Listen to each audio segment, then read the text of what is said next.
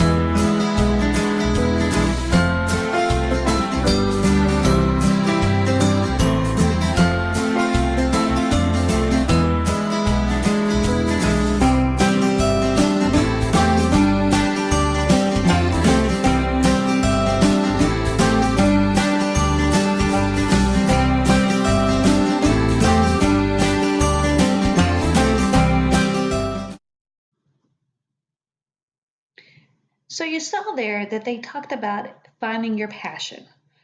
Passion hour is something that's came up a lot. Genius hour the last couple of years. I feel like all of those are other words for makerspaces. And all of that goes back to the deeper learning approaches. When we give students a say in what they learn and they're invested, I feel like they're more engaged and they actually learn more. So what is a makerspace? Well, you saw that. Now let's look at the Horizon Report definition on it. Horizon Report said makerspaces are physical environments that foster opportunities for hands-on learning and creation, often enabled by emerging technologies. How do I implement or carry out makerspaces at my school or help others? Well, I feel like teachers can start off small by changing one of their learning centers to a makerspace center that connects to content. Students may have time to create a creature out of Play-Doh, then draw and write about it. They can learn about character traits, plot. They can learn about, the problem, the solution. There's so many different things that they could learn through makerspaces. I know this last year, I teach second grade and second grade gifted, and two of my 5 morning centers were a makerspace center. Throughout the year, I would put Legos or Play-Doh or building blocks or tanagrams or pattern blocks or Lincoln logs into the center. Then students had a sheet that they had to fill out that explained their process of discovering with these items and then what they created and how they made it better. That's what this is about. Is again, it's almost like a bite-sized project or a mini-sized project where they're actually having to look at it and revamp and think about it. The students loved this center. We had breakfast in the classroom in the mornings, and they were not able to go to the centers until they finished their breakfast.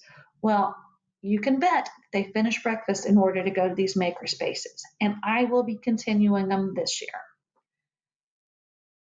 Another one of the near-term developments was robotics. Now, I feel like robotics really goes off of makerspaces because you are creating something, but now you're adding circuitry to it. So how do we implement that? That's going to be a little bit harder, but I feel like If we can get, especially at my school, we're really close to LSU and we have some high schools nearby. If we can get the LSU robotics or engineering clubs, or even some of the robotics clubs from the high schools to come in and show students how to do this, they can learn from it. So I think we need to have more modeling, or we need to get circuits in there. So robotics is going to be a little more difficult than makerspace, but I don't think it's not something we can do. I think it is something we can do. So two of our developments that are very important for technology were makerspace and robotics. Thank you very much.